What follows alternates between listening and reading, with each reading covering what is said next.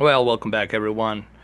So this is my official first review of PlayStation 4 Pro. The reason I say my first PlayStation 4 Pro review because it is kind of hard for me to give it a full-fledged review until maybe spring, like April. I'll know by April pretty much how this console stacks up and what's the future of this console look like. But for now, I had it about, when did I buy it? I bought it on the 11th, so I had it now for like a few days, for 5-6 days, and my first impressions are, it's a good concept. You know, I like the concept of PlayStation 4 Pro. I like the fact that you can take advantage of certain games with patch updates, and there's a pretty good number of games that take advantage of PlayStation 4 Pro. And I'm going to show you those games that take advantage on right now. I'll give you the three or two games. Actually, I'll give you three games right now that you should definitely buy when you go out there, when you decide to buy this console. I'll give you about three games that you should have to experience what PlayStation 4 Pro can achieve. So let me show you those three games. Actually, there's about 1, 2, 3, 4, 5, 6, 7 games that I have that are compatible with PlayStation 4 Pro. The first one is Battlefield 1. You get much more enhanced dynamic light, and you also get much better textures. You get dynamic resolution on it. It just looks much smoother. Rise of the Tomb Raider is definitely the one that I would like. 20th-year anniversary celebration is the one that I would definitely pick up. Let me show you the box. Rise of the Tomb Raider is definitely the one I would pick up and get it, because you do have three options that you can choose in this game. You can choose between a 4K resolution, which is the upscaled 4K resolution. It's not a native 4K, but you have that ability to choose that, to go and choose a upscale to 4K resolution. I think it's 1440p or 1800p. Could be 1800p upscale to 4K, which is pretty good. And then you have second option, which is enhanced graphics, which means textures are much richer, dynamic light, it's more vibrant and better, but you'll be playing it at 30 frames per second. Then you have the third option, that's 60 frames per second, high frame rate. So this is the one game that I like, that I believe every PlayStation 4 Pro game should have. They should have that ability to switch back and forth on those three options. If they start doing that with PlayStation 4 Pro games, then that's going to be awesome. Now let's go on to my second recommended game.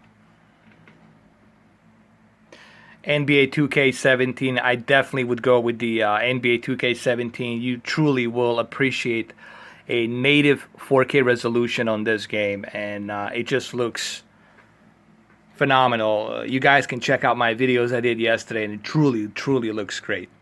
So NBA 2K17, native 4K, 60 frames per second. You truly are going to appreciate this game. Oh yeah, and HDR on top of that. So yeah, this is my second pick. This is like the second game you gotta have when you buy this console, this holiday season or this Black Friday. Okay, let's go on to the next game. FIFA 17, definitely. When you play through a career mode, when you create your player, or whether you play the journey mode, you truly appreciate that native 4K resolution, 60 frames per second. It really looks gorgeous. It doesn't support HDR, but definitely that native 4K 60 frames per second brings the FIFA 17 game to life. And if you're a soccer fan, oh man, this is pick up PlayStation 4 Pro with this game. This is definitely one bundle you want to have. So this is my third choice. Because you remember, the whole point is you want to experience that 4K on your TV. You got to feed your TV some 4K content. And this is it. All right, next game.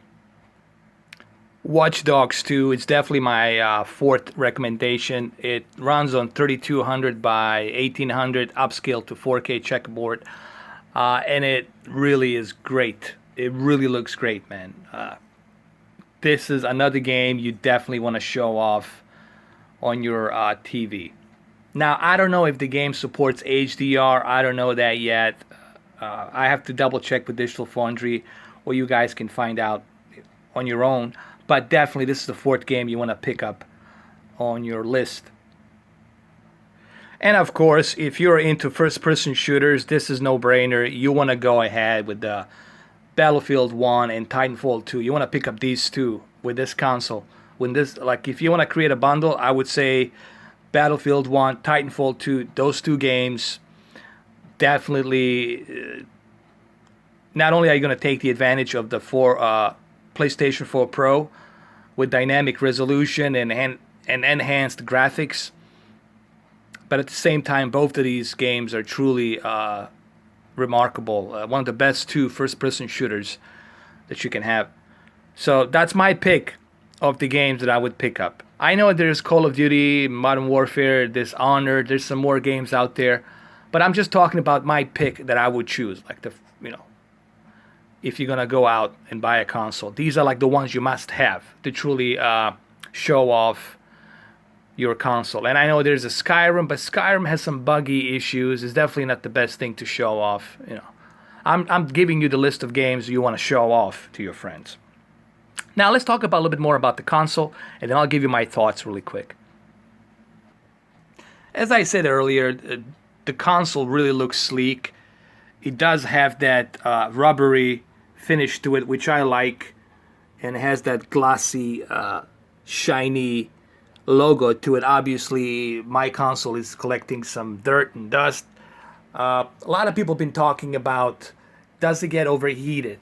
Does it have a lot of heat? And I can tell you, it gets hot like every other console, like every other PC, but the fan keeps it at the balanced temperature, so it doesn't go to the point where it's like, Note 7, where it's like oven. You can't even touch it. It's not like at that point, But I haven't had any issues. So the stuff you saw on the internet, that's just somebody who, whether it's a PC elites or Xbox fanboys or Nintendo fanboys, it's some fanboys out there, burned the console from the outside in, and they showed a few photos, and then everybody went crazy. Sony already said that that's bogus. It's BS.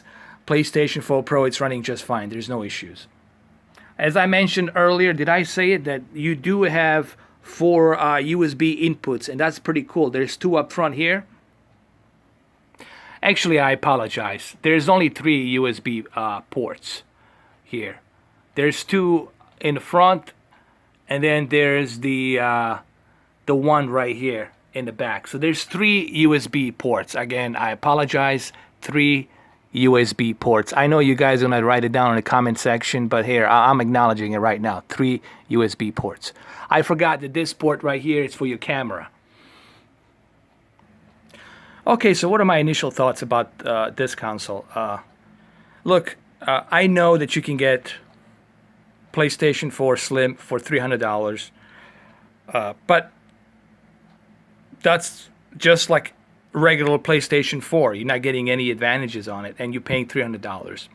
Now, for $100 more, this is what you get with this console. For $100 more, you take advantage of much more graphical enhancement. You get a faster GPU, faster CPU, an extra memory boost RAM, and on top of that, you get 4K quality picture with high dynamic range. So let's just put it in short, because I only have 1 minute left. PlayStation 4 Pro is for those that own 4K TV. This whole device was meant for people to enjoy their games in 4K. So if you have a 4K TV and you're planning on buying a 4K TV with high dynamic range, this is it. This is the console you want to get. Now, there will be a video. I will do a comparison video between PlayStation 4 Pro and the Xbox One S. That's going to be coming out pretty soon. But my next video is going to be Dishonored 2. We're going to go dive into that a little bit. So, final thoughts. It's a great console, but only if you have a PlayStation 4 Pro. 4K TV. If you have a 4K TV, you would be fool not to buy this. There you go.